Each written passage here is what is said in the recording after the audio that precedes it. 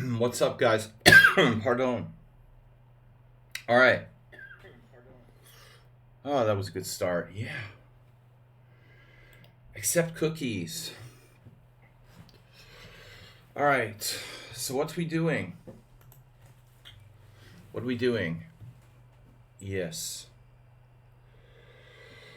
I feel good. Um, he thought you was sus. You played on the evil chess site. Wow. You missed your coffee. You can join the sus club. I think you're sus too. All right.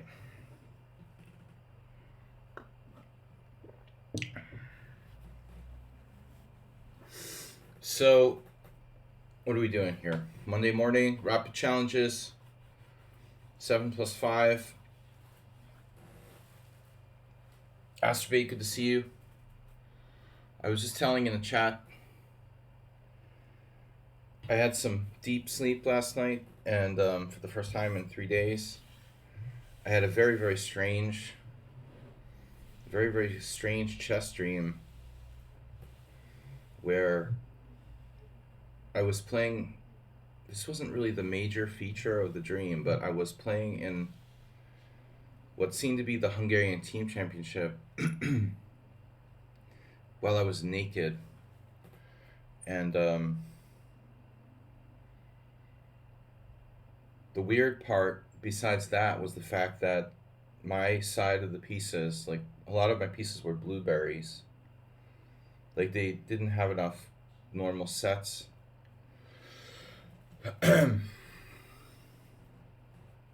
Blueberries would start like rolling around and stuff when you move the other pieces, and I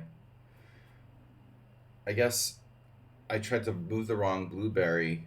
I tried to I was drunk or hungover or something, and so I reached out and I like tried to play b6 when I meant to play g6 or something, but then I could use the blueberries were just like rolling around as an excuse for claiming that it was touch move,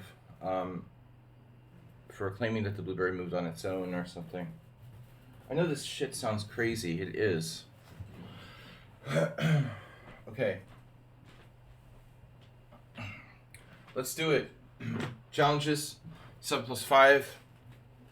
Speaking of touch move, there's the famous incident with Kasparov and Poldar where Gary denied that he cheated by moving a piece and then taking it back.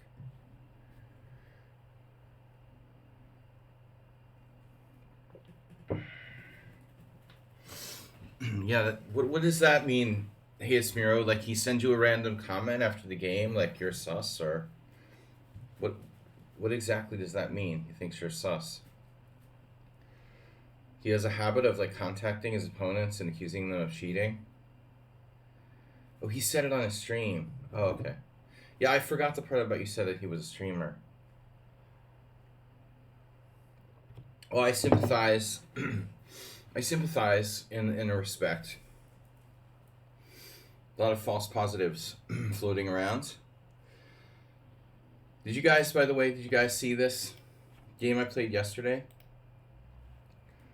This is my favorite. I banned them from the stream, but this was this annoying account that kept asking 5-year-old questions. This is awesome. So check this out. Following game, my opponent played the King's Gambit, which automatically is like negative, half a pawn at least. Finished the game with 2 inaccuracies, obviously one of them being the King's Gambit.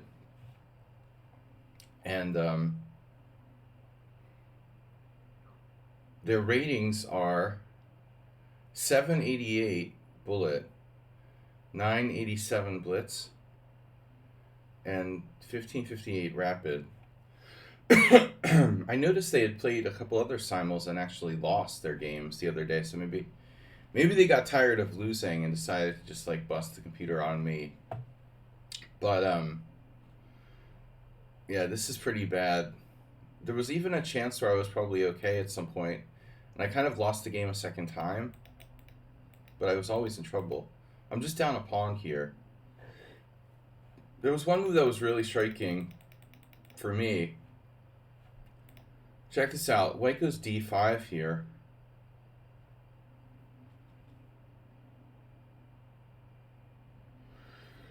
It may not be the best move. In fact, I thought it was a mistake over the board, but I missed the I didn't understand what he was doing there. It's like a very deep sort of sealer sweeper pawn sack. It's technically a mistake. White's advantage drops from like 4 to 3. But c takes d5, c5 is the idea. It's still like winning for white. It's an interesting positional sacrifice. So needless to say, I really appreciate it when 1100 bullet players. I appreciate when 1100 bullet players cheat against me. Anyway, not not mentioning anyone in particular. All right, so we had a challenge for a moment there. Getog.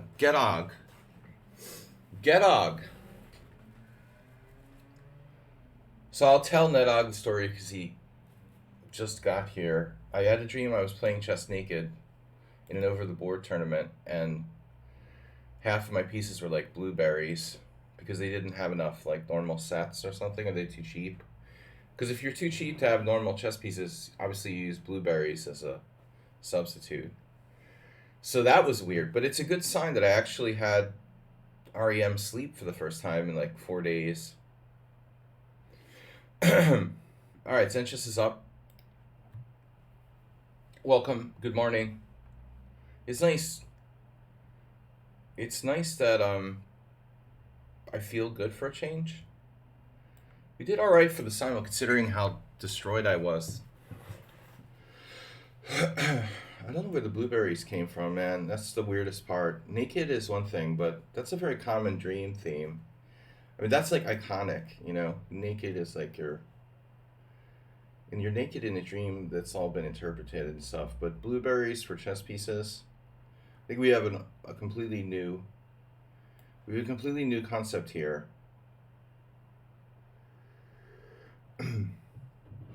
Okay, I mean, there have been blueberries in the house last week, so, you know, there's a reason, maybe. A simple explanation. They've been around. I haven't eaten any of them.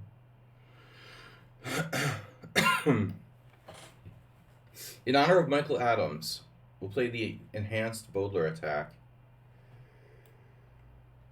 Enhanced Bodler. This is an enhanced Bodler. This is a Bodler.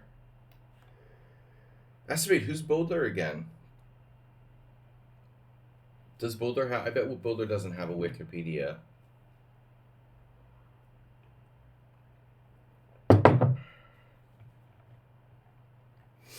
B5 right away. I'm not sure about that. That could be a mistake.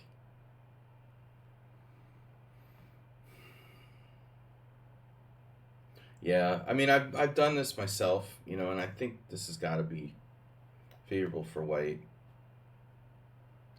But I've been known to be wrong. Maybe I'm wrong. Not a Bodler expert. Maybe I'm wrong. Maybe a4 isn't the right move. It's a tough call. I could have just left bygones be bygones. You like to try to buy blueberries about once a week. Yeah, it's a pretty scary world we get in when the blueberries cost like $10.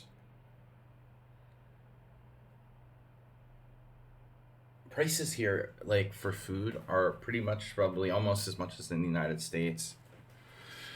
We have so much inflation now.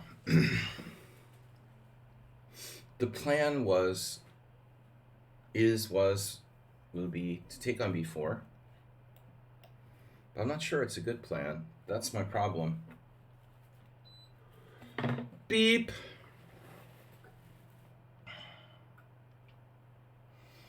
I'll just pretend I'm playing the Queen's Gambit accepted. The good thing is my e-pawn is more solid than in typical situations. Bishop needs a place to go. But we never want to move the bishop just for the sake of moving the bishop. I think that's important. Wiki Thomas Bodler.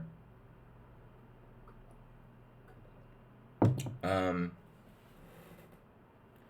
Thomas Bodler has a page, but the opening does not. Oh, the person actually has a Wikipedia page?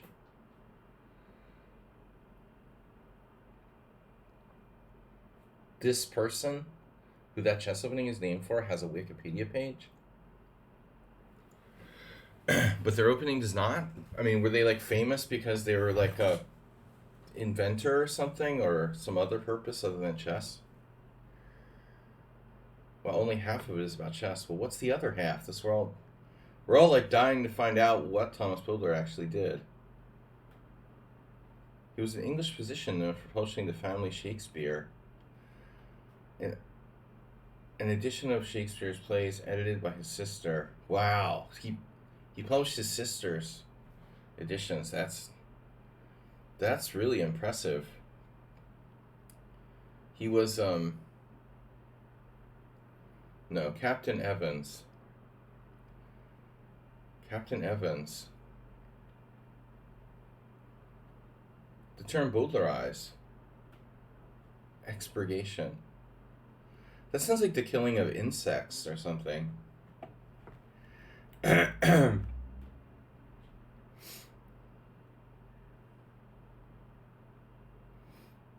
likely he was a Republican. He was all for book banning and stuff. Christian nationalist. I never liked the Bodler anyway.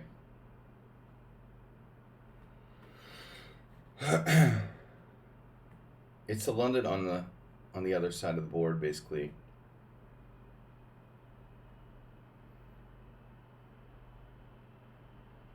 I regret my decision to play A4.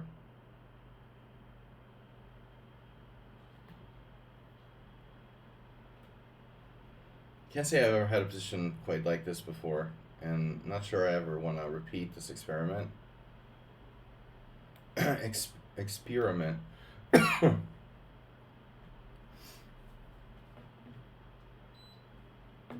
Sea captains, not really making the best chess players. Captain Evans, I don't know how often he was at sea, but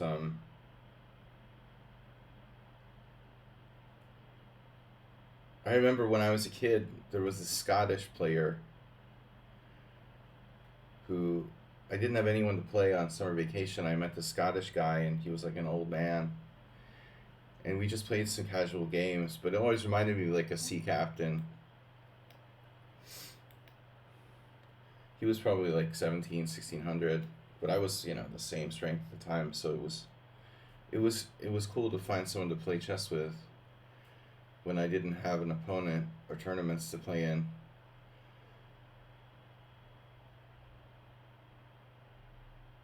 I don't think sea captains make good chess players because they, when are they gonna like get to practice? I mean, okay, they can study their chess books on the boat, but those pirates are not particularly strong players, and they're always like cheating and stuff.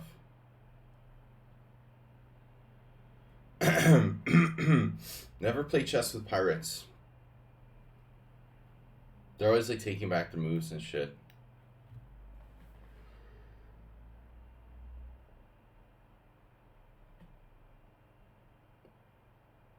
Masturbate. You're not a pirate. Someone unsound was a pirate. Maybe Mr. Coffee was a pirate briefly. I've never flown the pirate flag.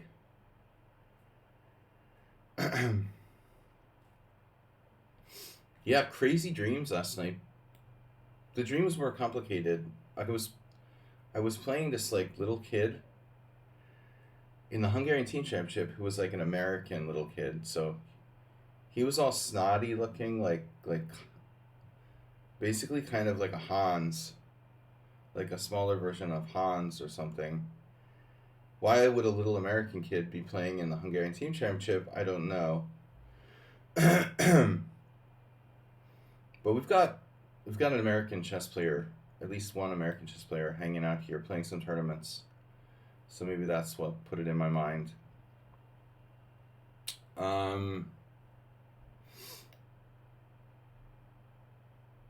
chess dreams. I specialize in the interpretation of chess dreams.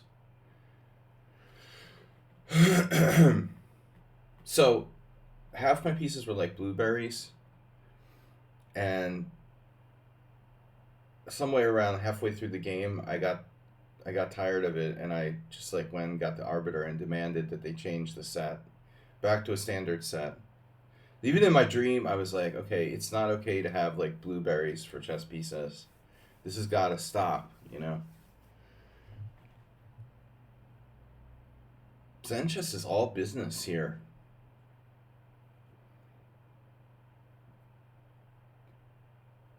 You know, maybe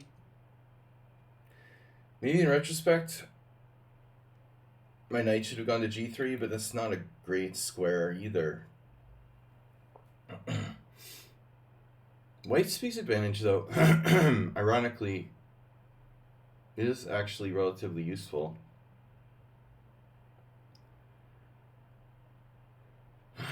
You know I'm not supposed to trade my good bishop for your bad bishop. Problem is I'm kind of losing patience, as usual. Patience, yeah.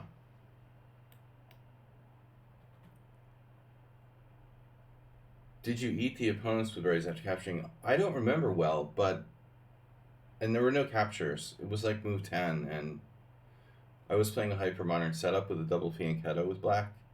In fact, the point was I had a hangover, and I was like tired, and I was so inebriated that I like accidentally like touched the b6 blueberry when I wanted to play g6. So what ended up happening was like I like cheated by taking back my move because I could claim that the blueberry on b6 was like rolling around or something like that.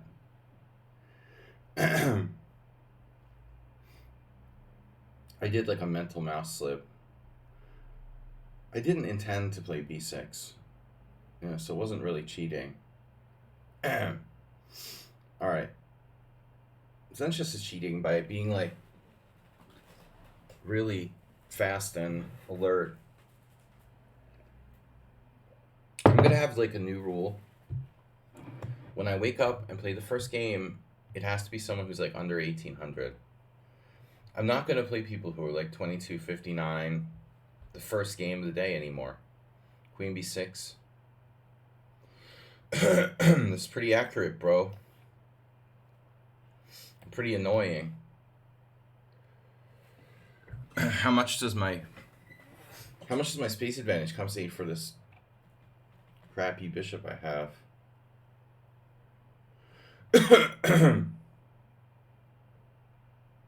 Turkey farm, wow. 95 was a possibility? See, I don't do calculation at 11:54. Calculation is like drinking. We don't do that before 12.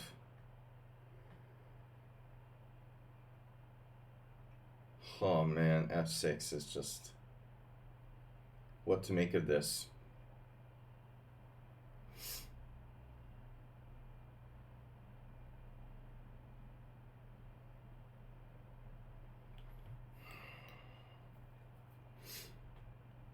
Insta. He just makes insta moves. It's like my simul. You're basically addicted to playing bullet chess too, it looks like.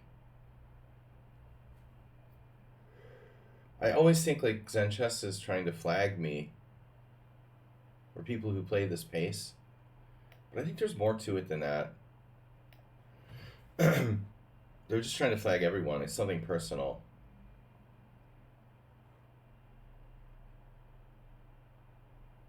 I'm too slow, but you're playing way too fast. It's like polar opposites. The capture on f6 should be... That should be a move where you're considering all your options. He just like insta-took with the bishop. At least think for like 5 seconds. I mean, you've got 4 minutes and 34 seconds.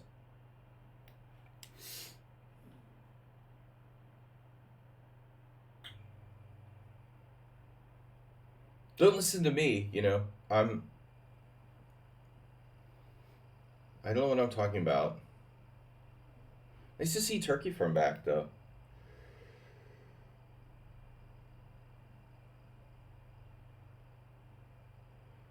My computer is lagging.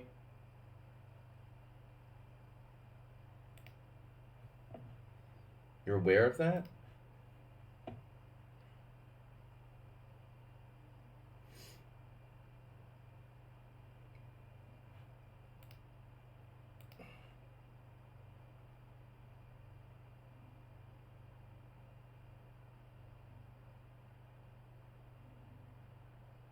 Well, I'm down to my increments, so I'm just gonna move, quickly now. I just thought particularly that capture after F6, I wasn't sure like which way he was gonna take.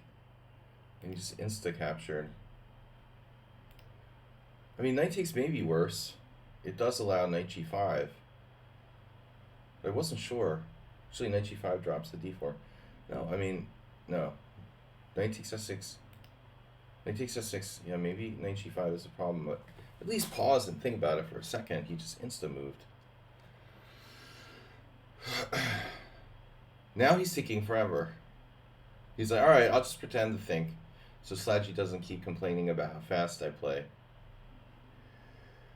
But that's defeating the purpose too. Don't just pretend you're thinking just to make me happy or something.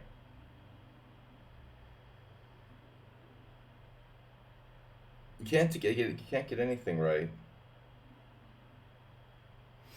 I had another weird dream that like I was at Disney World and it was like an underground collection of tunnels or something.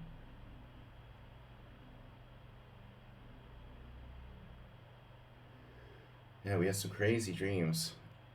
It's nice to get some real sleep though. Friday night I was sick from artificial sweetener, and then Saturday night I stayed up all night playing poker. So I was like totally sleep deprived.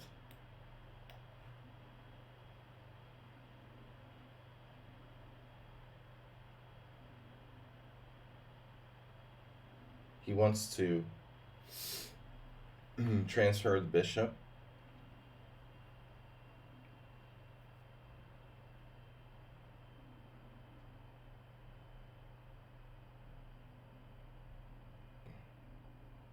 You gonna do that anyway? Fancy play syndrome.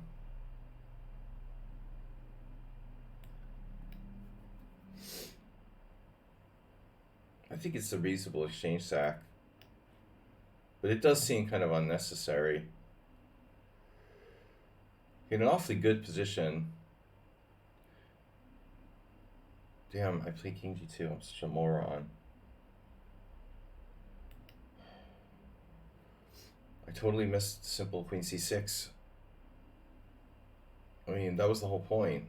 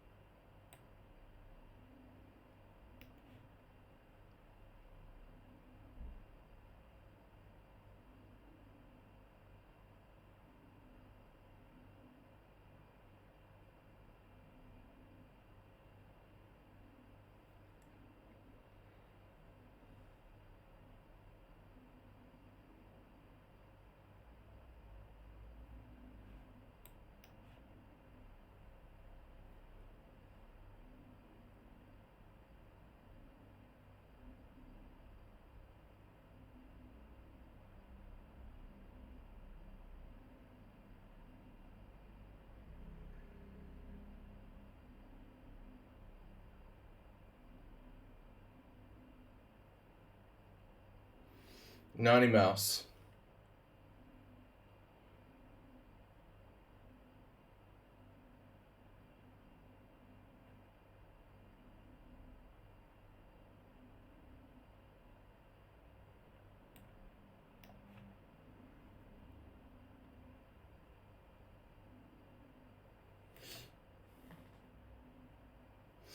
A Naughty Moose.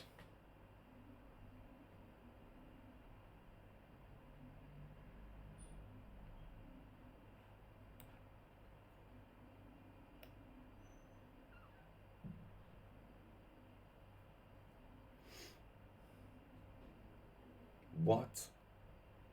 Dude, you're sick, man. That's a sick move. King G6. You need treatment.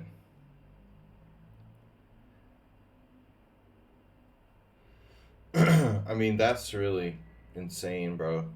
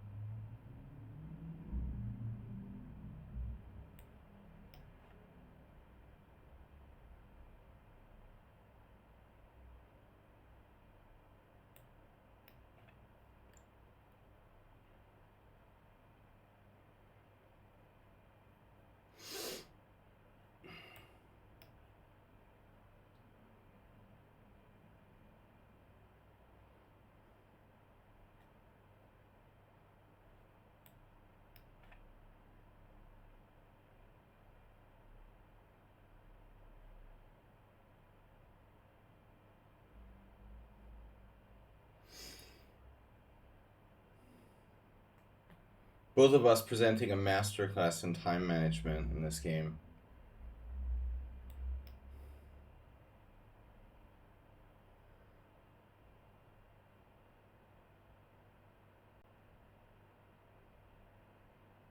The two sides to the coin.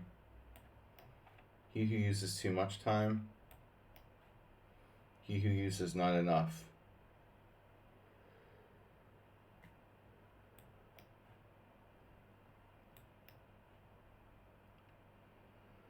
Well, that was a clean victory. Really, I mean, I played great, didn't I? Man. I had to be seriously worst. No? So check this out. An unsurprising fact, right?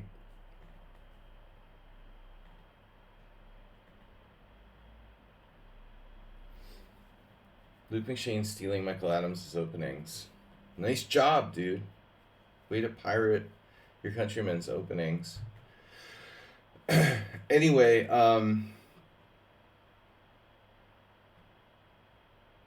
B5 never played in a master game because they're afraid of what I did. But actually, it's not so clear. So let's check the Lichess Opening Explorer. So check this out. Coincidence or Illuminati? Of all the moves played in the Lichess games that are like 1800 plus, no bullet, which is my filter, I think it's 1800 plus, maybe 2000. B5 has the best score for black. It has the best score for black of any move. Do you think that's Zenchus has some kind of like third-party software attached to his Lichess that automatically plays the best move in the Lichess Opening Explorer statistics-wise or something. He's got B5 automated into his game. Trusting those 2600 Blitz players. But, you know, it's funny because my reaction is like, oh, I've got to play A4 because otherwise, like, why would nobody plays B5 here? They wouldn't play B5. And then it's like, noobs don't know how to play A4, but I'm not sure it's even a good move in the first place. if you want to do a deep analysis of the psychology of this opening, I guarantee you that if the players of black knew that a4 wasn't good, they would play b5. It's obvious now after I played it. It's actually a mistake. It's actually a mistake. Okay, it's an interesting position, you know, and it's funny that b4 clearly the move. So that's it, man. All we got is a bunch of games by 20 something hundreds, 1900s. Pawn takes pawn, pawn takes pawn. I realized immediately that I regretted doing this. Shelby S. Subscribe for 4 months. Yeah, man. I mean, that's good job. Nice instinct there from Zen Chess. He refuted my a4. So b5, theoretical novelty by Zen Chess in the Bodler, contributing to Bodler theory. Sporgasm, Doppelbanger. It's funny. Doppelbanger, how many games do you have? Okay, you're good. Miro, a subscriber. Sporgasm, maybe a subscriber. Learning Chess, maybe a subscriber. I will take the subscriber challenges first. No games. No, I'm saying it's a novelty. It's a brilliant novelty. Normally black plays it anyway. I mean, it really doesn't matter, to be honest. Like, most people will like play knight c6 first, or actually castle probably. Castles, knight c6 isn't so great. No, the castles, and then they're normally playing like a6. I think Petronius actually has, you know, your Doppelbanger. Oh, huh. Petronius has a book, I think on black side, Sicilian black side stuff, and he recommended black play like a particular setup against this. I think he was saying like a6.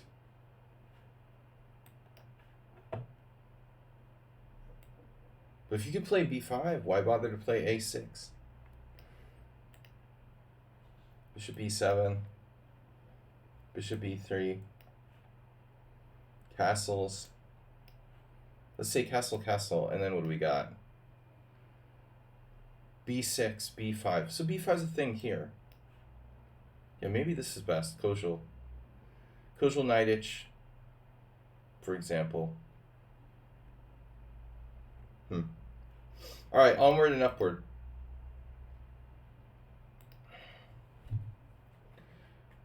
Your Doppelbanger. Oh, you guys are subscribers as well. Alright, Doppelbanger.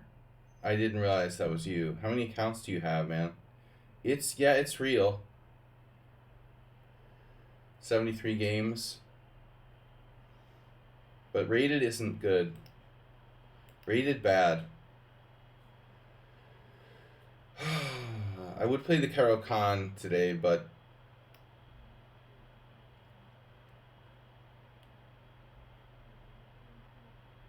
not against. I don't like the. Actually, what are you playing against Caro-Kann? Astrobate gifted tier 1 sub. Nice.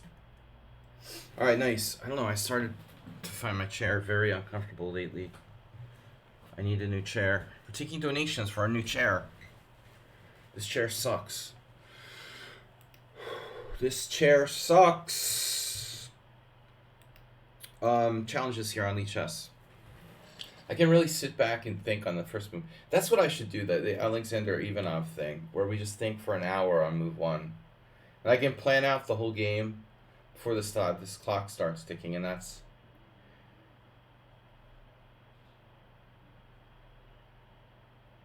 I'm not a chicken, I'm a this turkey farm.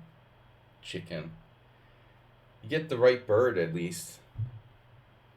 The name is Turkey Farm. I'm not a chicken.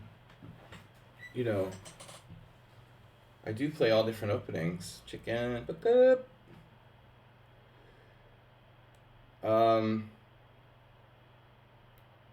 What do I feel like playing is the question. All right, we'll play c5.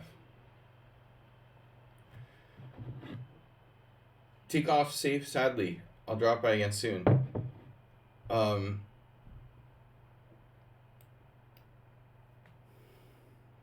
Turkeys don't really take off, turkey farm. Right? And do they? Yeah, I guess they do. They fly, don't they? I mean the wild ones, not the farm ones. The wild turkeys fly.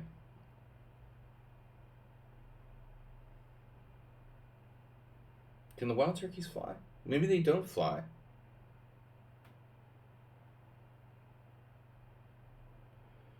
The wild turkeys fly. They're always on the ground, you know. How can they be flying? I'm really unsure now if they actually fly or not. Land birds. Yes, they fly. Alright, thank you for clarifying that. They're devolving. That's right, they sleep in the trees. They would always just like show up and like they would go up the trees. I'm freaking dementia. I know. They were in my trees. I forgot. We talked about this like 4 years ago. Of course. Oh no, we had them in Cape Cod, man. I didn't see them in Boston, but I'm sure they're there too. They were in my yard. I totally forgot about it. I just forgot the part about where they went up in the trees. That, you know, yeah, it's been a while. That was like 5 years ago or whatever. It was 2018, the last time I saw the turkeys. I guess I can be forgiven for getting something from 5 years ago. Yeah, I have mixed feelings about this variation. I didn't realize this was your rep. Did you submit a game once where you played this or something? I don't like it that much with white. I played it with white a bunch of times.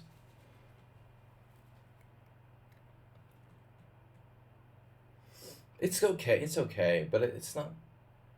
It still doesn't feel like white gets much. I lost another game 5 years ago.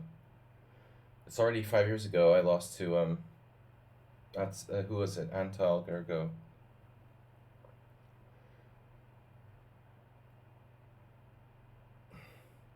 In Hungary, we have two grandmasters. One is like Antal Gergo, and the other one is Atzel Gergo, and it's like confusing. It's very confusing to remember these two names because they're so similar to each other.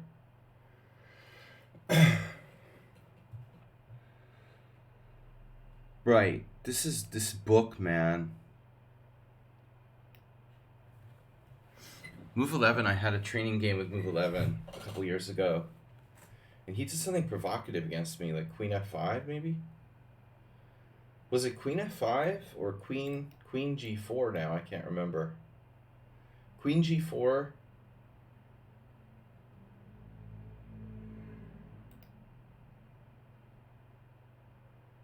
Queen G4, Rook D4. That was the game. Okay, and then you probably know about that. All right. Queen G4, Rook D4. So I'm supposed to go here. Oh no. B5 was in Gary's chessable course on the Najdorf, but I don't know if it was the right move. Would you like to rephrase that?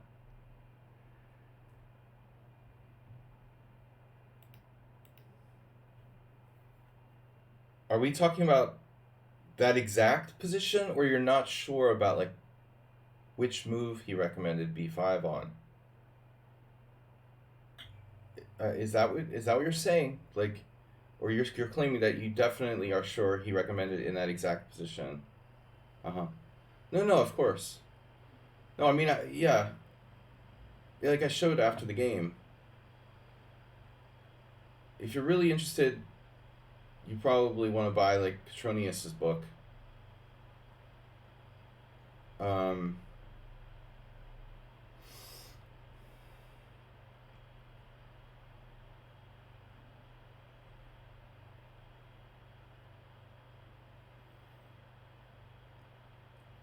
all right, so here we are. What do we do now? I probably had this position with white in a blitz game or something. Speaking of a6 and b5. Stop giving me suggestions. Yeah, I mean, it's nothing special. This is a solid line for white. Again, speaking of coincidences, against Asel Gergo, no, it was Antal Gergo, the other Gergo, Gergely, Gerge. What is Gerge? Is that like Gary or something? I mean,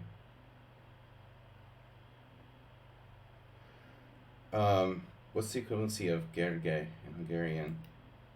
Castles, Gerge Kasparov. What did I play? I sacked a pawn. Oh, okay, but let's see. I played bishop g7. I played bishop g7 last time. That's what it was. That's another pawn sack.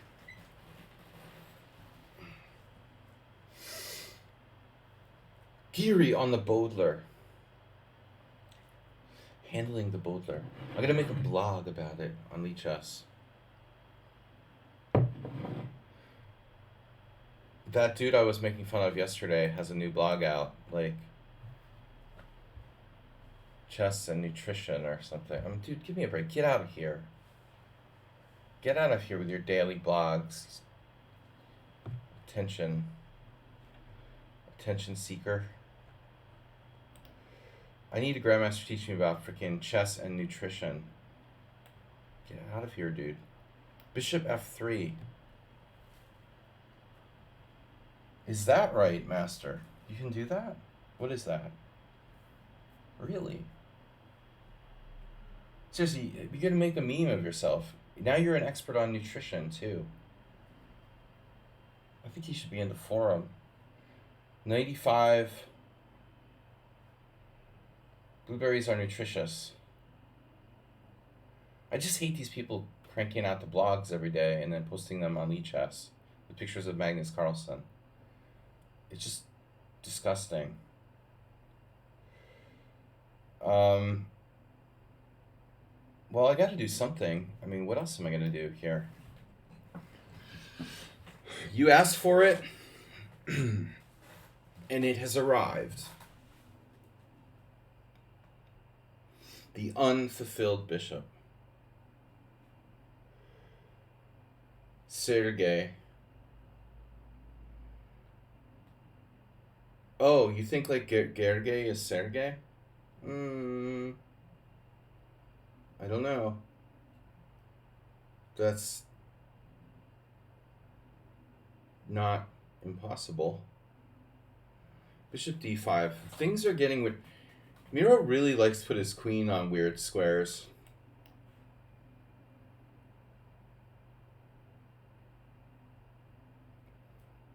He's like doubling down with two awkwardly placed pieces here. I had the Atzel, I did it again. The Antal game, d5 was a really important point. A lot of the same themes in that game that are cropping up here, but my grandmaster opponent played it a little more accurately, I think. This situation is different.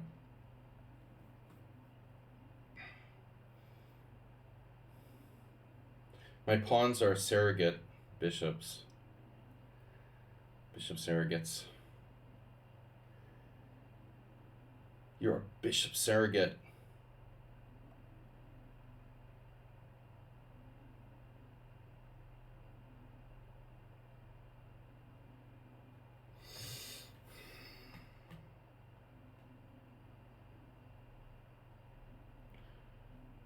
All right, I need more time. Need more time. I could play b5. That's a simple approach, right? b5. b5 followed by knight to c4. b5 is the theme. Gergely is a type of cattle. Jurgens.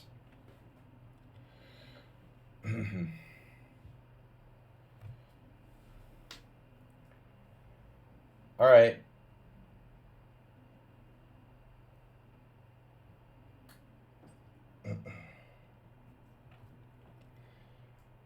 Yeah, we try to keep the tension around here.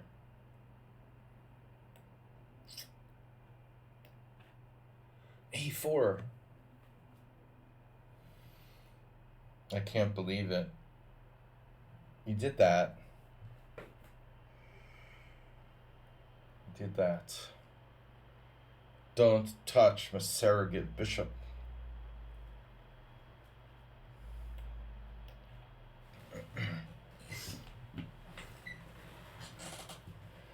I could have played knight a5, right? But that's stupid. I'd rather just keep my knight on c4. Which is stronger, his bishop or my knight?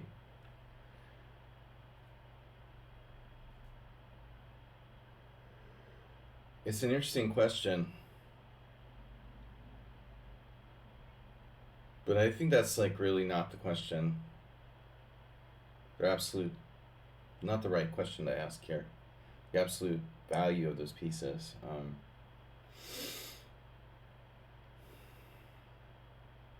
I guess my point is like the knight can't really by definition be worse than the bishop, given its powerful posting on c4.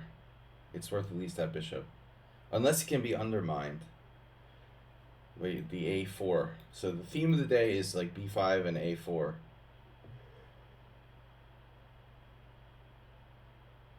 Surrogate bishops.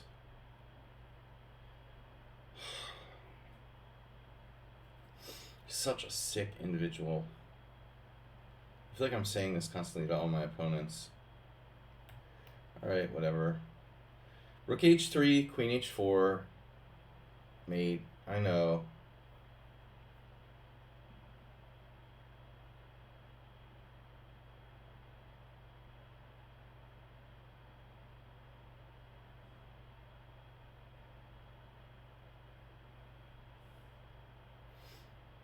I just don't take my comments too seriously, guys. I like joking around and making fun of everything. That's the nature of my personality. Take it or leave it. Centralizado.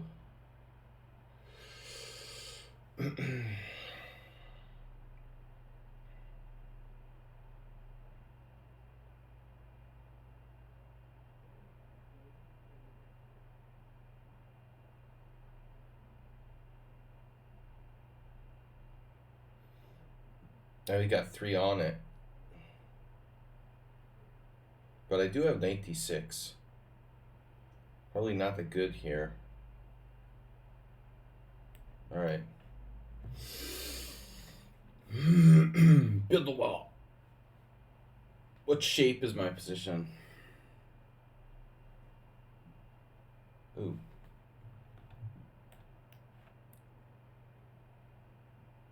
It's like a mountain. It's a nice bishop you got there.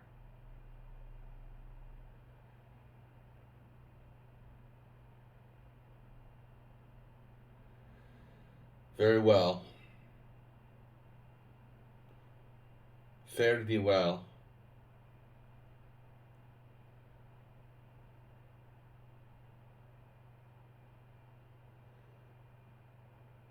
My knight is a light square bishop.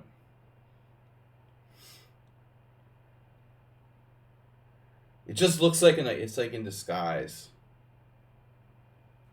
It's a chameleon.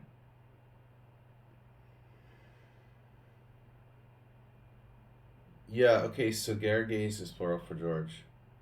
We have George in Hungarian. George. George is George.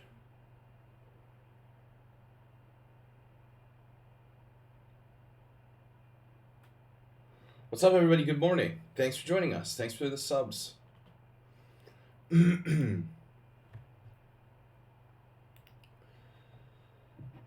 Onedog.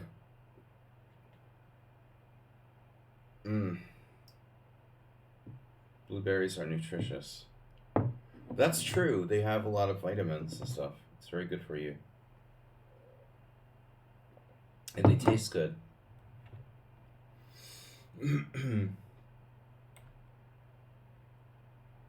That's a nice pawn structure you've got there.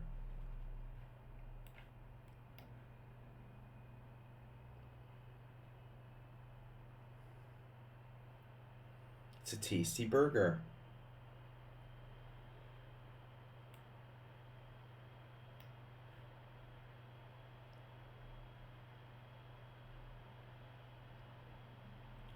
You think this guy likes his light square bishop? He would do anything to keep it on the board. He wouldn't take that knight. He would not accept that the knight was the equal of his bishop on b3, even at the cost of his pawn structure.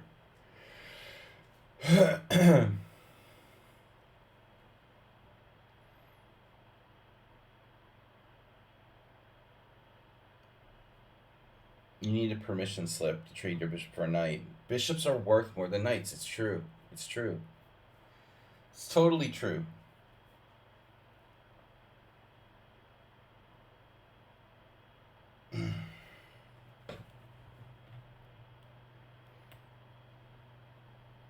Are you threatening c4, some kind of trick or something?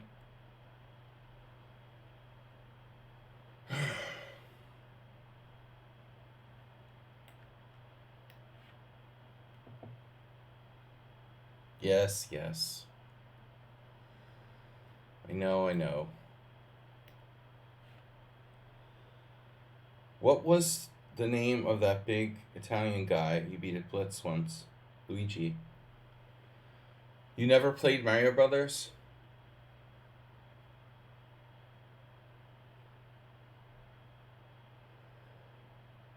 I never knew what he did, actually.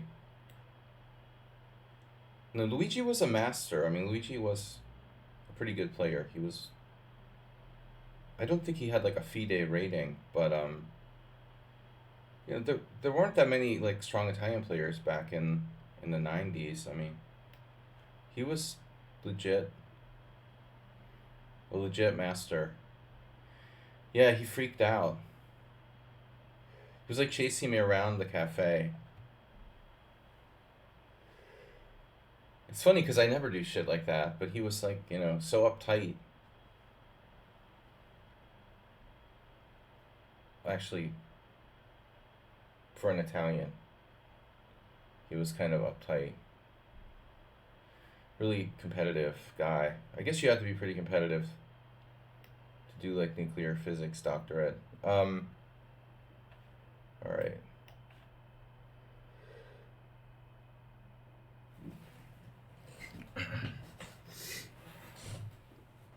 Yeah, that was funny. I never like did that where I captured people's kings in Blitz usually on illegal moves, but I did something tricky. It wasn't just that I captured his king. I captured my king with his king. Yeah, that was it. Okay, I read it right this time. Yeah. Right, I captured his king with my king, which is like, you know, obviously impossible because in order to do that, you have to have an illegal position in the first place. But if he didn't capture my king, so I suicided my king. I don't remember who used to do that. Somebody used to do that. Master Cliff or something. It was kind of standard technique back in those days. Draw for cent.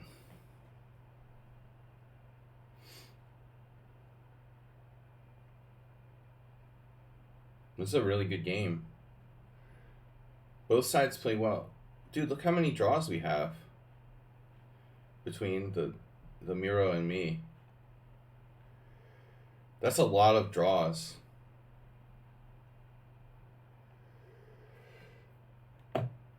Oh, he's offline. I knew he was sus, dude. He immediately offline. Left the game. Nah. He's not offline. It just means he left the game. Okay. So I'm just kidding. Yeah, like perfect flat line. 7 cent upon loss for both sides. That is sus for an 1100 to play that well. Yeah, see, once I was white and move 11 played this against me and I found rook d4 over the board in a training game. But I think queen c8 is best. Although queen c7, let's see. Is there some point behind queen c7? That's got a good score. Why does Queen C7 have a good score?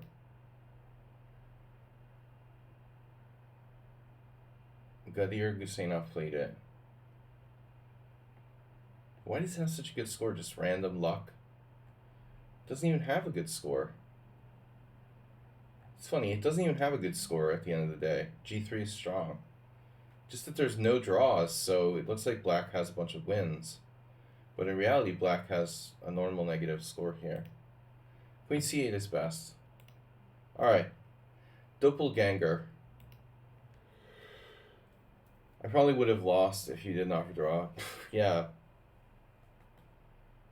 But not on the position. I mean, you might have lost on time. If anything, white was like better by 1/20th of a cent pawn at the end. Although probably if I put my pawn on b4, I was scared I was going to drop my b4 pawn at some point. I love losing those kind of positions.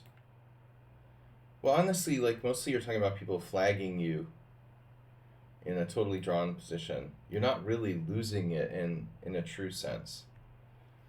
Getting flagged with less than a minute on the clock in drawn positions doesn't really count as losing, per se. It's just, you know, unfortunately what people do. Oh, by the way, there's like, there was actually for the first time ever like a sensible blog. This guy I played in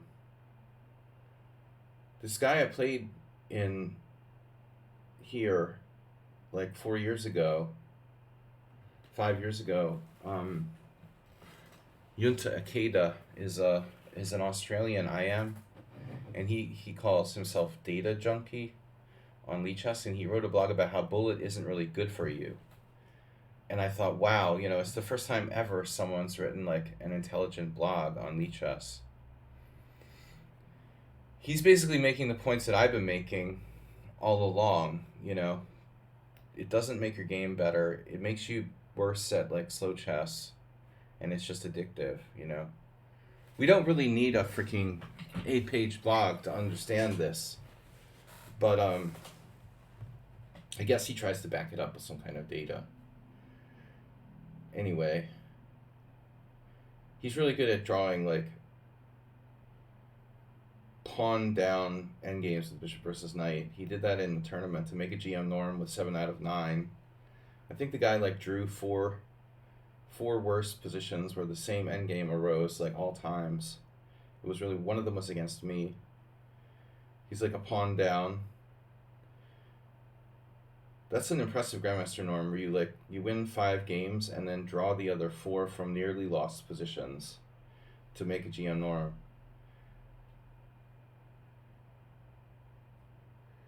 That was the time that the Master of Mora destroyed our tournament by like pulling out at the last minute when he claimed he was going to play. One of the reasons why I really dislike that guy, he just like, this is such bad form, claiming he was sick and stuff, but the reality was he was sick maybe, but he just was having bad results and just wanted to withdraw and go home like a coward instead of fulfilling his commitment to play in the tournament. No moral fiber. I'm just ranting about stuff.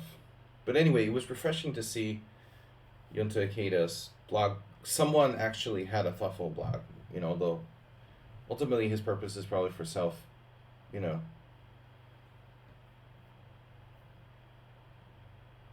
Well, let's just say that I would prefer to read Data Junkie's blog than that Swiss Grandmaster who pumps out a new blog about everything every day.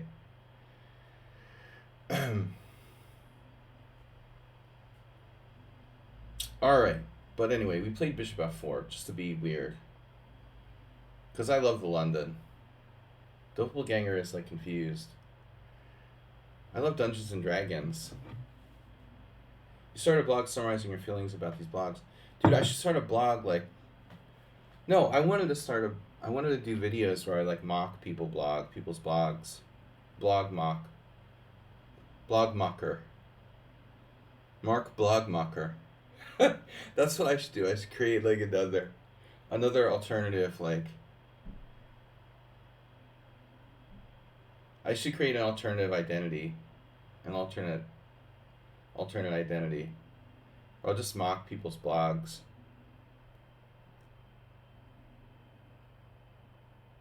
Call myself something like Blogmucker. Um, Blogmucker is a great last name. We just need a first name.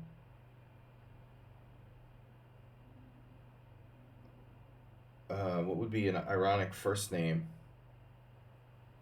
for someone named Blogmucker? Which almost sounds like a real name. It almost sounds like it could be a real name. It just about could, you know?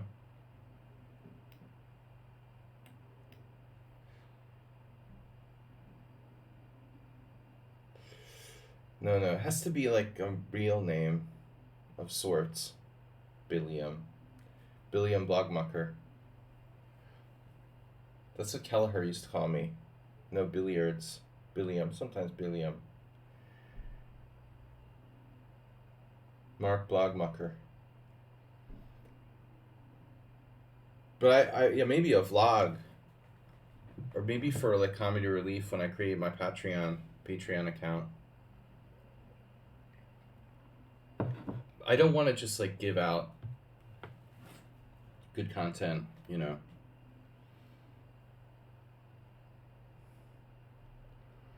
For free.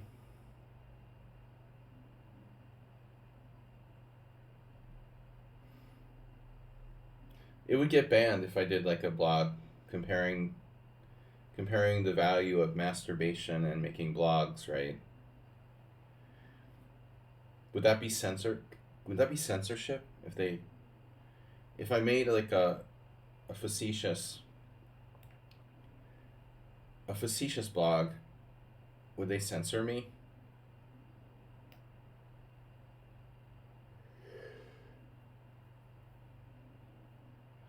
Blogmucker. A parody blog, you know, comparing like chess blogs to masturbation and the relative values of those two things.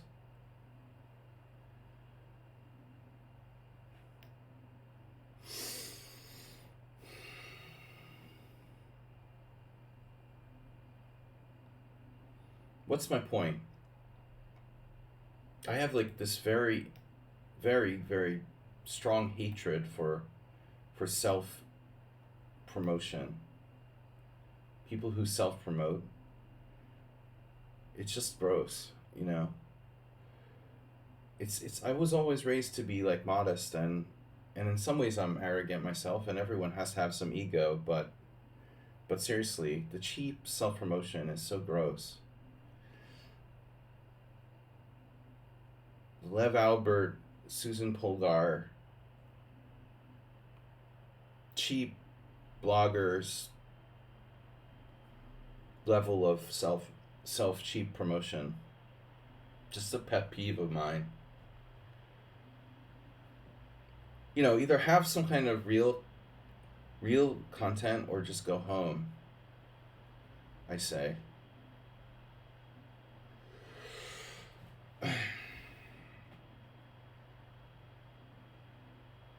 Because otherwise you're just treating people. I know that people are idiots, but there are some people who are not idiots.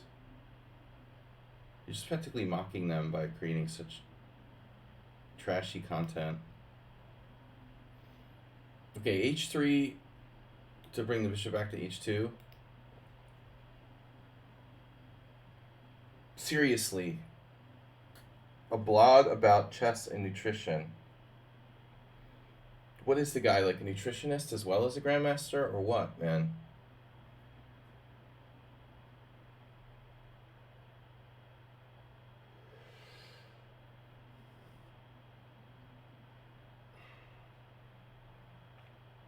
I don't know. I guess I'm just overly, like, critical. Cynical. Cynical is the word. Cynical. Overly cynical.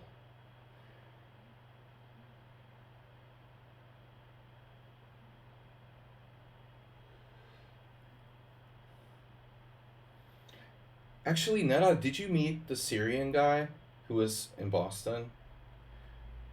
Sati Husari? You must have met him at some point, right? Man, that guy was annoying. He was here for a long time. But the irony was, once he, like, he's a huge faker and, like, scam artist, but he was trying to convince Noel Studer to, like, believe his bullshit about being a chess trainer and stuff. It was funny. This was before that guy was a grandmaster. It was here in Zalkarosh, and I was watching with amusement as, like, Husari he smelled his money. He was, like, oozing money, the Swiss guy, and immediately, like, Husari started, like, following him around. And the funny thing was, this guy who's rich and, you know, basically going to become a grandmaster, he was buying into Husari shit. I was kind of laughing to myself, like, this guy isn't even a good player. He's a complete con artist. And this young, you know, chess player is, like, totally buying into his bullshit. I was like, dude. And now that guy turns out to be, like, selling snake oil as well, so it's kind of funny. Maybe he did learn something from Husari, but it wasn't chess, you know. All right, knight c6, d5, knight b4.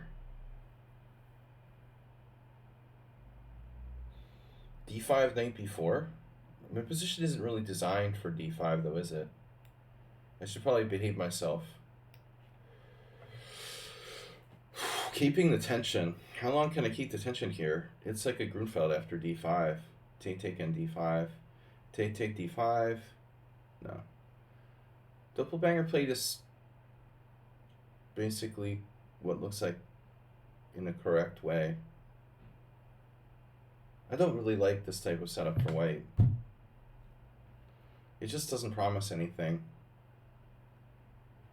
Maybe bishop h2. Bishop h2, knight e4, take. I could have problems here if I'm not careful. You guys are like, what is he talking about? So you didn't recall him. Okay, you just didn't know who he was. He was constantly hanging out in Harvard Square. At one point he, like, kind of dyed his hair color slightly. But I think he kept, like, probably getting, like, deported and kept trying to come back. And then he was, like, hanging out here in Hungary a lot. But I don't know, now I haven't seen him in a long time. I guess it's not easy to go anywhere with, like, a Syrian passport. It's an interesting question. You know, I don't know, you could claim to be, like, a refugee or, you know, politically oppressed and maybe get into the United States based on that. But it's not like, you know, they hand out tourist visas to Syrians. Here in Hungary, it's a lot easier for people to come in. All you need is some money or something. I don't know.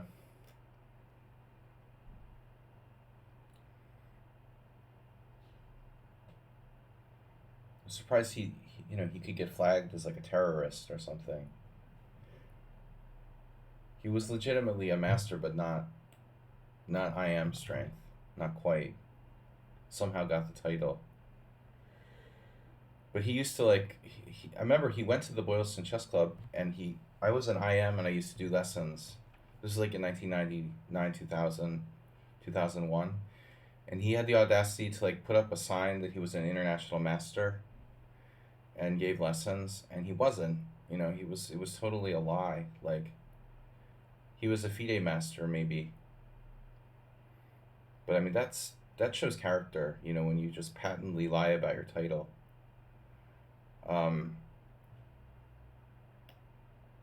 It would foreshadow the coming of our political age, where everyone lies about everything and it's completely okay.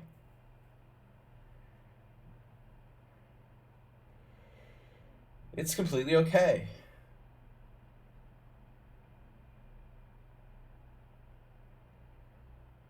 perfect play. Queen takes a5. Okay. What am I going to do? Wow, that knight on a5 is fine. That's fine. That's great. That's just great. I could sack a pawn. Sack a pawn to castle. Rook d1. No, rook d1 looks like a good idea. I just love like raking people over the coals. But you guys aren't talking, so I have to say something.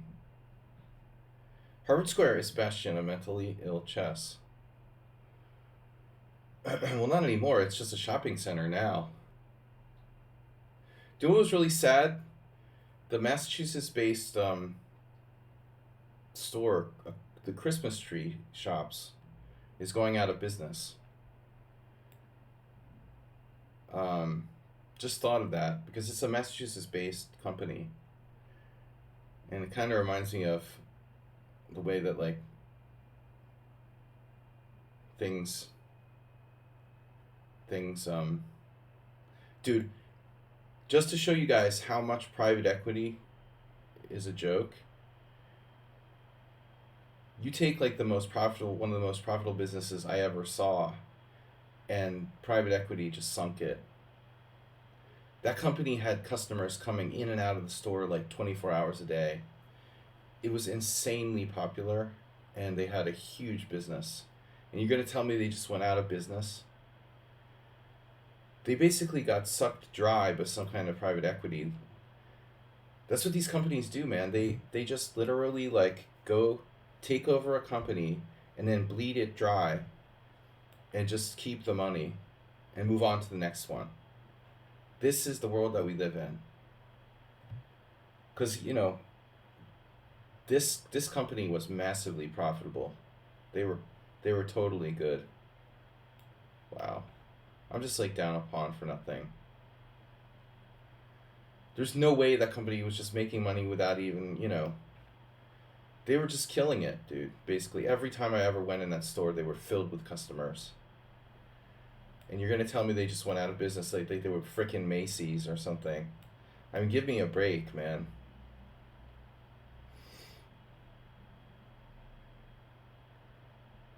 That's the problem with the world we live in.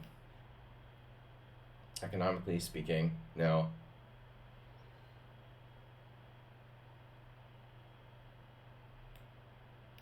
Private equity. Christmas tree shops, man. They had stores in like 20 different states, but it started in Massachusetts. What ends up happening is these companies, like, they take over, and then they like trick them into like borrowing money at some kind of crazy rate. So even if the company is profitable, they have to end up like paying and paying and paying for this like loans that they took out. And so they just basically end up getting sucked into this like private equity vacuum. Doppelberger, that would be a good one. You played a great game. I mean, you just hung a piece in a pawn up position. No, I don't like your last move though.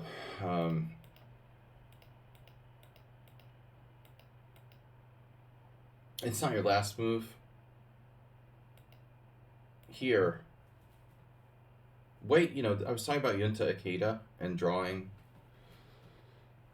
positions where you're like a pawn down with the bishop against a knight. This is like the perfect kind of example where I'm a pawn down and I'm worse.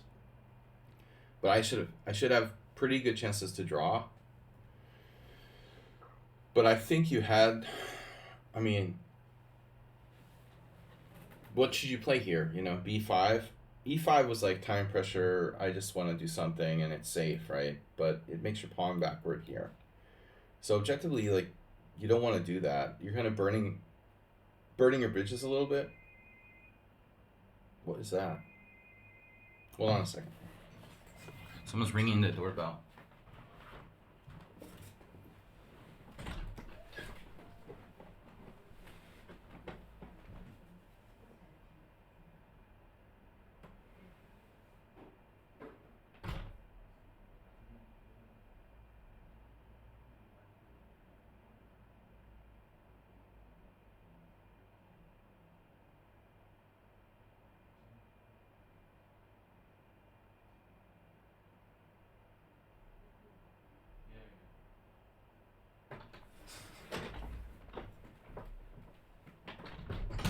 Somebody was here for the dentist. The dentist is down a few doors down. I'm a chess dentist. Dental chess. I just want to see. You're +1. See, this is the kind of position that white should draw, probably. B5 is the theme of the day. I thought that was black's best move. Oh, I didn't see C5. Oh, snap. Oh, my God. Dude, the computer wants to sack the exchange. You guys, why didn't, the chicken cross the road? Doppelbanger didn't play this. Probably he saw C5. I missed it because I was like in time pressure and it's Monday morning. Now we got dumb guy honking outside, but pawn takes pawn. It wants to actually sack the exchange. Dude, I don't think that's winning for black, but maybe black's better. Bangtown, California gifting 5 subs to the channel. Wow. Bangtown, California. Parmenides, the Evolve. Thanks, Evolve. Sorry. EO293, Dinekis, and Calculated Chess. Thank you. You didn't see C5. Sisyphus. I didn't see Sisyphus either. But I mean, B5 is the strong move, positionally, that you're looking for here. The anti-Marazzi. It's just that I would have rejected it as well because of C5. The computer thinks that's your best move. D-C5, bishop B8, rook B8, and white is clearly worse, according to the engine. But, even a grandmaster would have a hard time making that exchange sack. Shocky, thank you for very generous 5 gift subs from Bangtown, California. Yeah, I mean, my opening sucked there. That sucks. I just played bishop F4. Bishop F4 is not good because I gave you H6 for free. And H6 is actually a useful move for black in that kind of Smyslov setup. I would play in a similar way sometimes as you did. You played well. I mean, it was a good game. I'm the one who made a mistake somewhere. But it's not a promising system for white. Although I've won like every game I've ever played with bishop G5 and the King's Indian.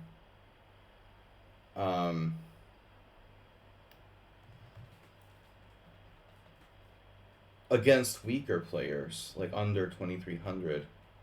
Not every game I've ever played. Well, I drew 2300. Beat most of the others. I lost to a couple GMs when I've played it. But it's just not objectively dangerous. I had a new idea here. What was it? Oh my god. It's your turn. Bravo! Bravo! Chucky, wait a minute. Don't you normally play like the 2 knights attack or whatever it is? 2 knights variation? You don't normally play D4. That's suspicious. I don't know why I've had this like longing to play the Caro Kann lately.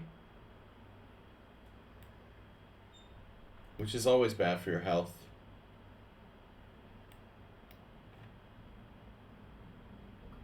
The Caro Kann is basically like eating unhealthy food. It's like, it's tempting, but it's bad for my health. My lifetime score with the Caro Kann is pretty miserable. I think like once I won a game with black, but I don't remember who it was against. I think I beat a 2100 once. I've probably played the Caro Kann like 20, 30 times, and I've ever beaten a good player with it. So it's a great opening. It's a good opening for playing for a draw, I guess. But objectively, if you want to try to win, I mean, you probably have a better chance of something like totally unsound.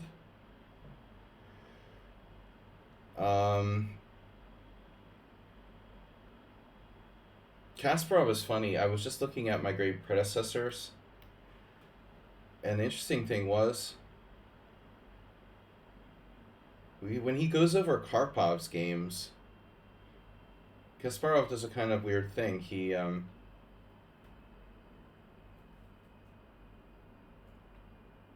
covers a lot of Karpov. He loves Karpov's games with white, but when Karpov's black, it's like Kasparov only goes over the Caro-Kans. It's really weird. I think that's just because he was like particularly maybe interested in Caro-Kann handling of Karpov, but he kind of neglected all of his other games. It seemed like Karpov played a lot of stuff with black, notably the black side of the world of Pez, black side of the Sicilian. But when Karpov does Great Predecessors, it looks like the only games he does where Karpov was black were the Caro-Kann. I thought that was kind of weird, you know? It's almost like a total systematic bias on Kasparov's part. Knight BD7 went out of fashion.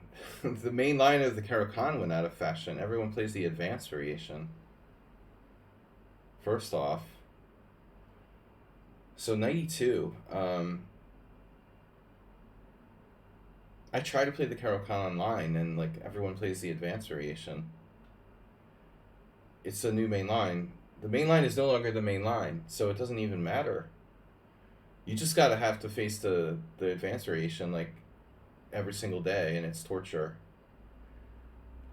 The main line of the Caro-Kann is good enough for white, but the advanced variation is really annoying. Although objectively there's good chances to win, because white can overextend themselves. It's riskier for white than playing the main line. But not just Wesley So. I mean, it's been trending a long time for it's been trending in that direction for a long time. It really has. I remember in the 80s when I got my first books on the Caro-Kann, the advanced variation was like literally considered a sideline. Then in the 90s, it became mainstream. I mean, come on, it was starting in the 80s, okay? It was becoming a mainline already in the 80s. So it was a gradual transformation. It's funny how chess evolves, chess openings evolve. I really like Kasparov's book, Revolution in the 70s. I wish Kasparov would write more chess books, Did you buy Caro-Kann in black and white? No. To be honest, I would be skeptical that Karpov actually authored a chess book. Generally, people fall into two categories, maybe three. They either author a lot of chess books, they author just a few chess books, or they author no chess books. And Karpov basically was one of those persons who never authored chess books. So I would assume, anything was probably written by someone else and approved by Karpov. But I could be wrong.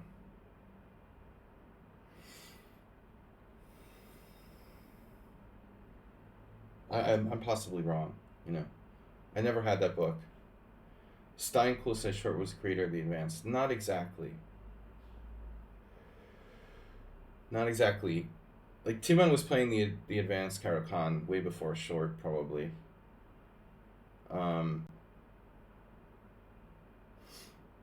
Notably, in the 80s, Timon played some really interesting games, for example, with, I think, Sarawan. And I'm sure there's older.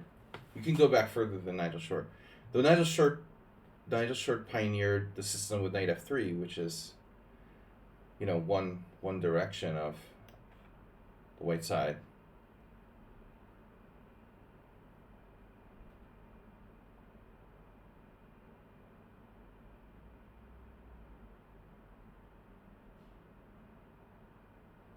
In the 80s, Knight C3, 4 Knight C3 was the big line. And then it sort of went out of fashion when Short played just Knight F3, which is essentially a much simpler approach and less complex and less scary for white. Yeah, so Short really did help to, I think, help the opening to evolve. But I mean, it's a very complex thing. The advanced Caro-Kann is extremely complex. I mean, it's like more than one way to play the same kind of position that relates to like style.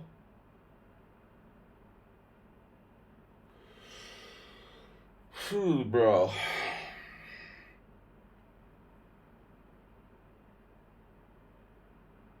What am I supposed to play here? Knight move, castle queen d5. Knight f3 check doesn't work.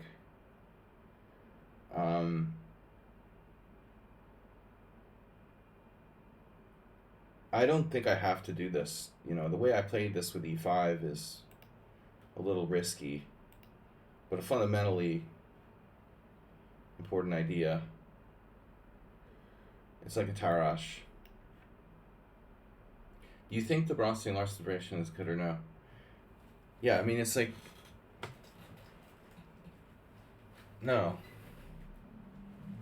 No, in a scientific sense, it's not good.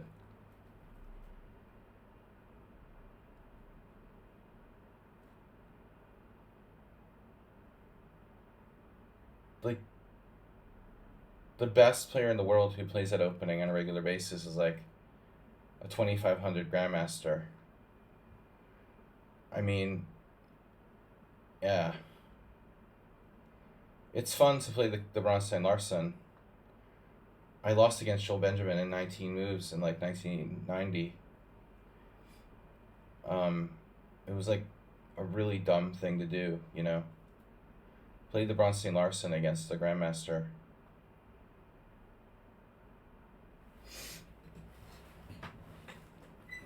I like it, it's creative, you know, but objectively it's not great. It's not good. It's not just not great, it's just not good. But it is fun, and it's dangerous if White is a noob or something. God, Sladgie.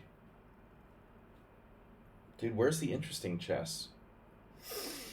Have you seen the interesting chess? Keeps making me think. Ooh, man. Killing me with the... You're killing me with the solidness here. What am I supposed to play? Killing me softly with his song. Yeah, but anyway. I like to sing in the shower. Do you think the Bronstein-Larsen is good? Blah, blah, blah. Knight f6, gf6. Yeah. I know about it. It's contributed to my losing record with the Caro-Kann. I think the last time I played the Bronstein-Larsen, I lost to a 2100. Well, I guess he was like 2200 at the time, but later would go under. Phew, man, this sucks. This officially sucks. See, black has no winning chances. I'm only like trying to draw. That's the maximum result I can get here. Probably shouldn't play e5, okay? Just don't play e5 here. You know, I'm fine. Knight e2 isn't even dangerous, you know? Objectively. But now my only result I can really best hope to achieve is a draw. Karpov with white would enjoy this position. Dude. I'm taking away Sladgie's like aggressive player badge for this game.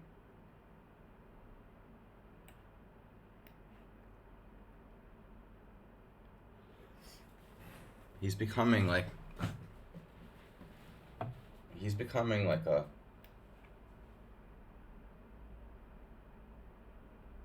sort of overly solid dude. Yo, can we play? Where do I start?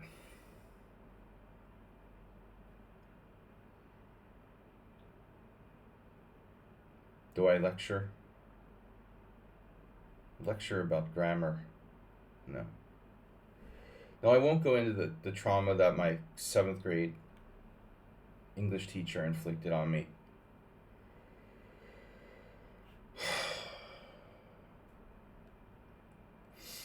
I often refer to that. May we play?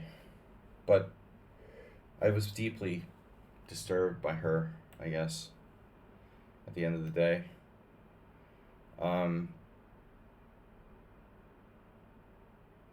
But I learned, I learned. But there's no cue. If I'm getting a challenge from someone, I'm willing to take the challenge, so long as it's casual, 7+5, and you have more than 100 rated games in Blitz or longer time controls. That's all there is to it. Probe. Send up a probe. So we're down to 4 minutes to 10 seconds. I want to offer a draw again, like I did against Hayes Miro. I'm sorry for playing the Karo Khan. I'm sorry. I apologize for playing the Karo Khan. Seriously. I promise never to do it again.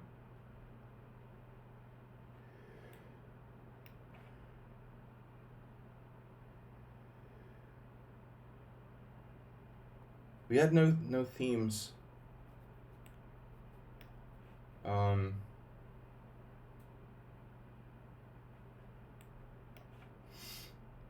No A4 B5 theme in this game. This is totally drawn. He's not better. He just declined my draw because he has more time.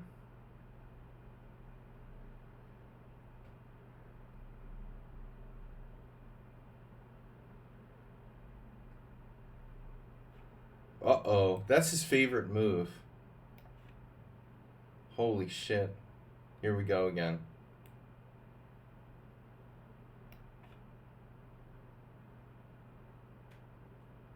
Shockey loves himself some kingside weaknesses. He specializes in weakening his own kingside with G4 and learning from his mistakes. I think I'll decline a draw and play G4. What could possibly go wrong? Man, I've got the air conditioner on now. It's like freezing in here. I don't play casual.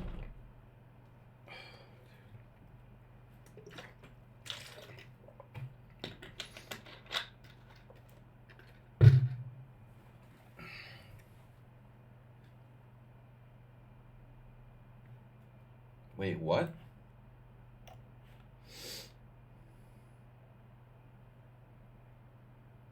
Ah.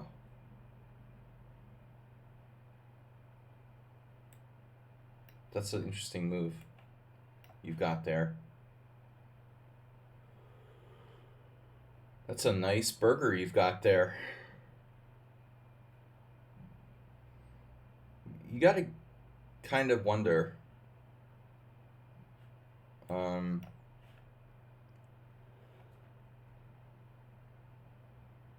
What's going on here?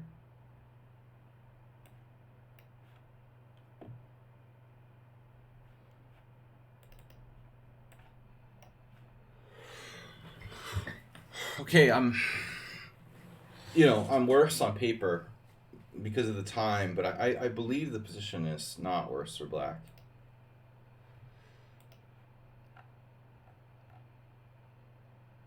He has G5. I was wondering about it. I have to admit, I was wondering about it. Now allowing Queen H2 check.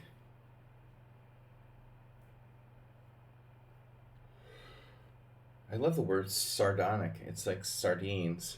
Is it Latin? What does sard mean in Latin? Sardines. Sardonic. Meaning like sardines. Mr. Coffee's not here.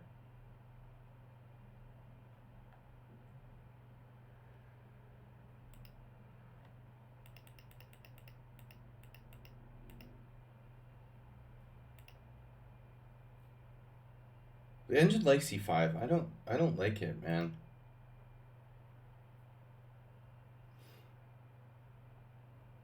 Wait, you're Greek, right, Nedok? Mexican, Italian, and Greek. He's fully like Mediterranean. Mexiterranean. He just likes going to the Greek church and, getting Greek food once a year. I used to live near you, and remember when we lived close to each other? I lived in Cambridgeport, and the Greek church used to have like a Greek food festival or whatever. That's the best, man. I love Greek food. You expose yourself as a fake Caro player. Yeah, like this move. Look at this. Like the computer says it's the best move, and it has a horrible score for black. That's a shock, right? Takac Laszlo. Who the heck is Takac Laszlo? Abasov versus Takac Laszlo? It's funny, there's a Romanian grandmaster named Badea Bela, but he was actually Takac Badea, or Takac Bela. Takac Bela. But he changed his name to a Romanian name or something like that. So one grandmaster, it's a trivia question. What grandmaster is named Takac? Well, he's not really named that anymore. He used to be Takac Bela. Alright, D takes c5, knight takes c5, check. Basim Amin couldn't beat a 2400. Ochotnik won a game. Toma lost against Rapport's wife. Damn, black's better according to the engine. And then you're supposed to play, wow. You're supposed to play bishop f4 there. So the computer actually thinks black is better here. For those of you who love isolated pawns, we're following Abasov Takac Laszlo. Who is Takac Laszlo? I've never heard of this person. I've lived in Hungary for like 18 years. The only possibility is that they're like a Slovakian Hungarian, or Romanian Hungarian. 94, bishop f4. Dude, we even played the exact same game. That's insane. And then suddenly white has an advantage. No, still not an advantage. You improved on Abasov. Shaki improved on Abasov in a 7-minute rapid game with 92. Oh, no, you copied it. He played the same move. Okay. Oh my god. And this random guy who's like 2200 played castle's queenside here against the 2600. Holy shit, bro. You're playing this position with black against the 2600 and you're castling queenside. And you wonder why you lost after the game. It does solve the problem, though. I mean, maybe I would have played in a long game. I don't know.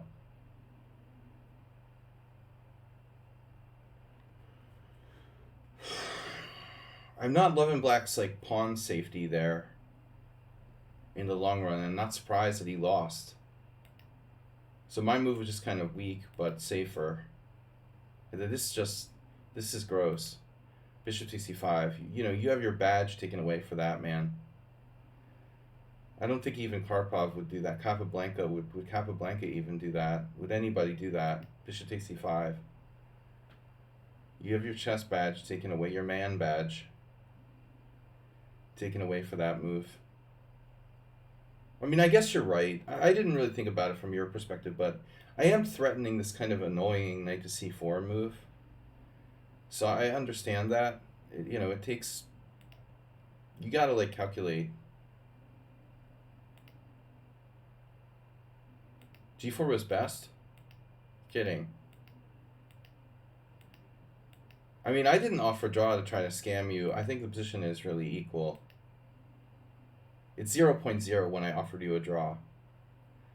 My evaluation is like perfect. But you have more time. You have 4 minutes to 10 seconds.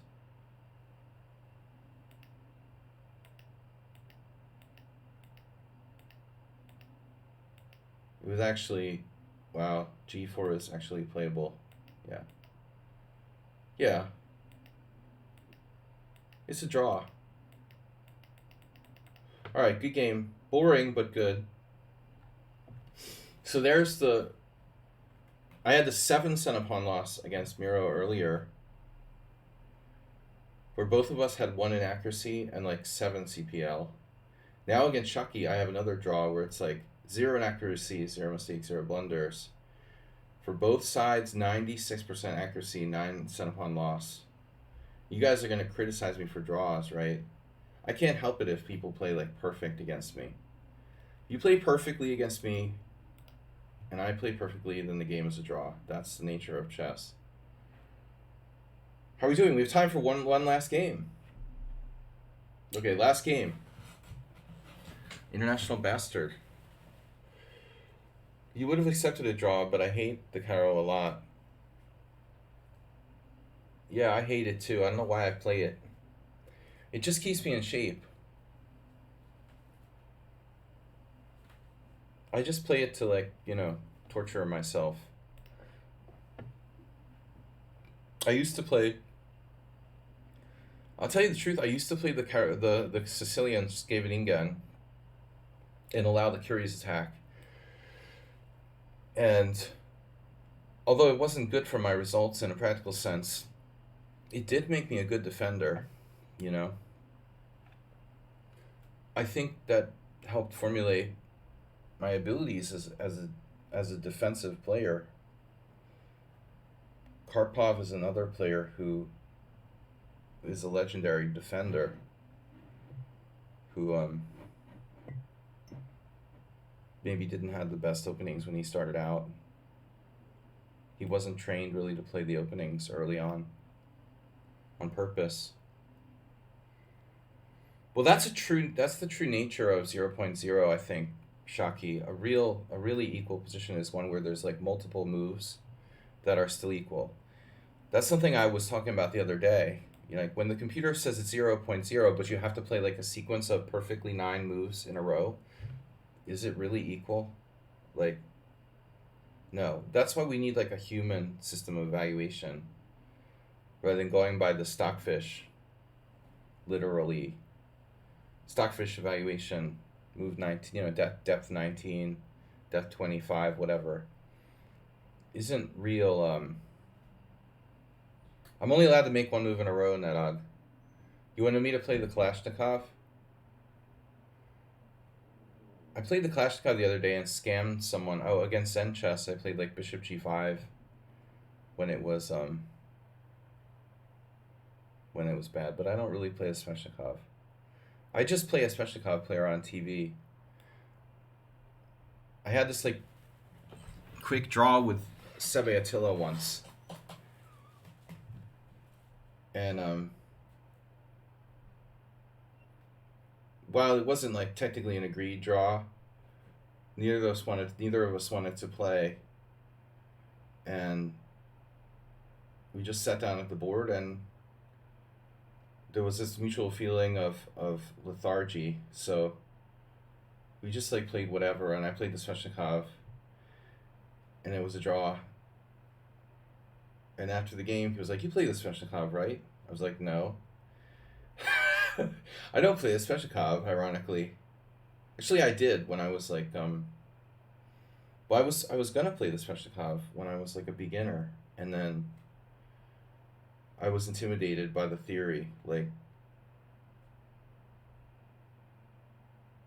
the prefers does the puzzles. I don't think so. No, I don't think Attila does streaming. He's organizing tournaments here in Budapest now. He's a good rapid player. But Attila. But it was just ironic, you know, it was funny. we did the queen a5 check repetition draw, and then after he offered a draw or whatever, we were walking away, and he said, "You play the Sveshnikov, right?" That's funny. I did plan to play the Sveshnikov when I was like unrated, and then I like canceled the plan. I don't think I ever actually played the Sveshnikov in a tournament game. Although I played it in Blitz sometimes, occasionally. What's up, Tezig? Long time no see. Dorian just passed away, this year, and he was the reason why I refused to play the Sveshnikov. I bought his book. Horvath Tomasz and Dorian wrote one of the most groundbreaking books ever on the Sveshnikov. And I talk about this all the time, but they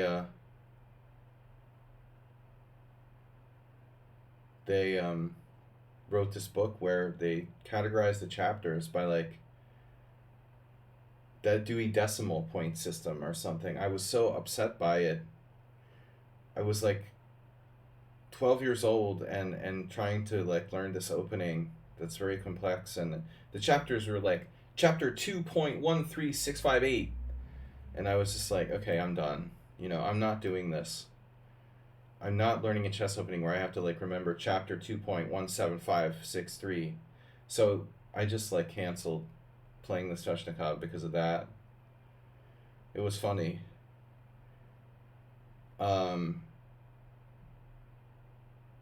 I'm sitting there trying, like being like an unrated, like 1100 strength player, trying to like study the Sveshnikov piece sacrifice on b5 lines, and ironically, Banus Tomasz just lost a game in Reykjavik or something against some Indian 2500, where the guy actually sacked a piece on b5, and Tommy's like 2600. He had a fine position but lost somehow in that crazy like piece sacrifice line. It's insane. No one even plays that. I mean, because it's like analyzed to death.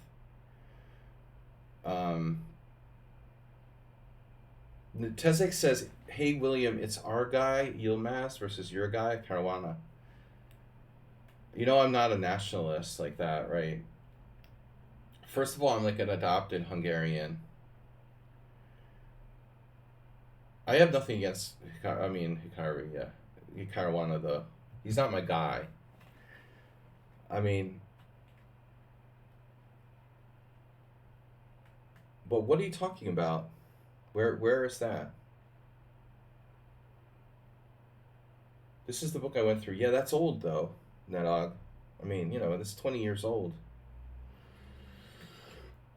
It's almost as old as your children. World Cup. Oh, World Cup. Oh shit. Okay. Yeah, that's cool. Magnus is playing in the World Cup. It's a fun format. It's hard to resist. It's hard to resist. It's got to be hard to resist the knockout format. I actually kind of like that tournament, for what it is. Thankfully it's not like determining the world champion. Well, it does. They do use it for like determining one of the world championship candidates, right? But it's a fun tournament in itself. It's a standalone tournament. I like the concept of a knockout event. I mean, that's cool. One of the better FIDE tournaments, although when they had like the FIDE World Championship in knockout format, it was obviously like absurd. What did they do that? Like 3 times? See what happens when you have a random tournament. Like Ponomarev wins the World Championship. Halifman wins the World Championship. People like second tier top players start winning. Like, it's not meant to determine who the best player is. Tournaments are flawed. Tournaments are not a good way to determine, like match play, but they're fun. It's fun. Match play is better for determining world champion or something. Okay, the pawn on e4 is not really hanging. It just looks like it's hanging. That's a nice trick you got there. And e5, bishop e3, that's actually a possibility. Probably I'll just simplify the whole game and it'll be a draw again. Khalid. Halifman.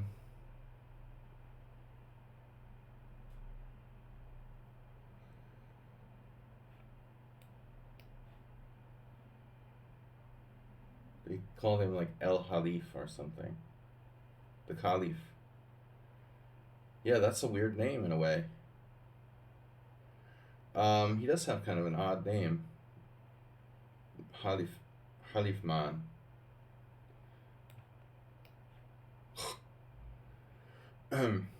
But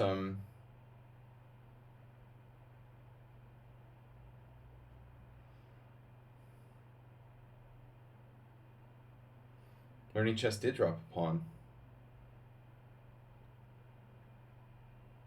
He's learning chess.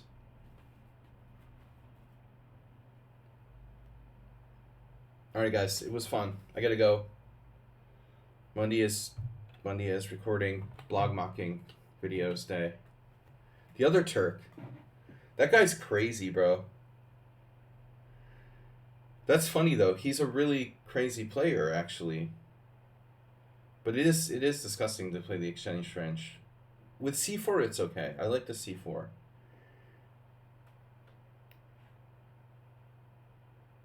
But he's got a really unique, crazy style. The San al-Wahhab or whatever. The guy's really... He played here in Zal Karosh 5 years ago as well. Interesting style. Original. It's kind of hard to put Turkish players into a category, you know? Am I up a pawn? I just lost the pawn back. I'm an idiot. What did I just do? I was supposed to play bishop f5. Oh man, I lost my concentration. You made me lose my concentration. You have to play g4. Oh man. So I just blundered the pawn back. I meant to play bishop f5 and I forgot. Duh.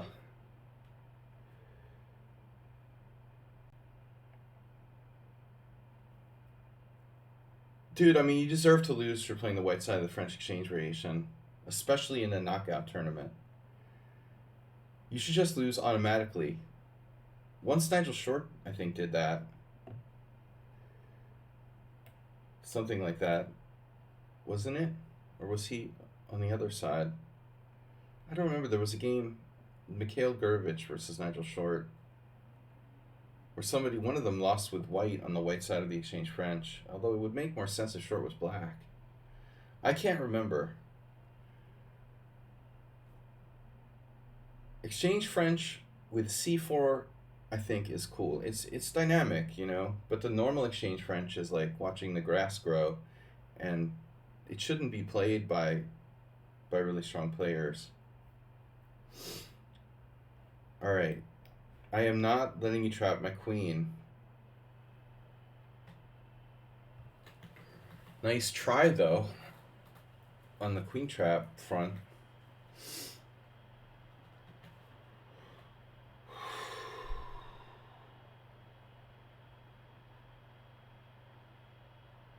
It denies black the game he wants, and you don't need it in theory.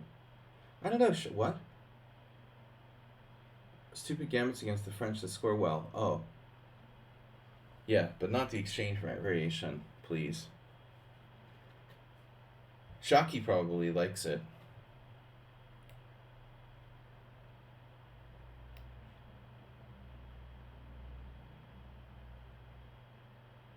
Boring. Can say that again. You know, but the funny thing about the exchange French is that 100 years ago, it was considered to be like the aggressive way to play, because it would like open the position and people were like swashbuckling Morphe worshipping, open position players. So all the top players play the exchange variation against the French. Not realizing, essentially what they were doing was like giving black a completely equal game. Anyway, guys, I gotta go. It was nice knowing you. We'll be back Tuesday, Tournament Tuesday. Tournament Tuesday tomorrow night on Kick. Tournament Tuesday, Rapid Swiss Arena. We will see. I have to make up my mind what to do. Tomorrow night, 6:30. We're going to be streaming on kick.com/Sladgie. Thanks for the gift subs, for the subs today, and the gift subs. Mr. Coffee's in the house. A little late on the arrival, Mr. Coffee, but good to see you nonetheless. Thanks, guys. Good games. See you tomorrow night. Bye.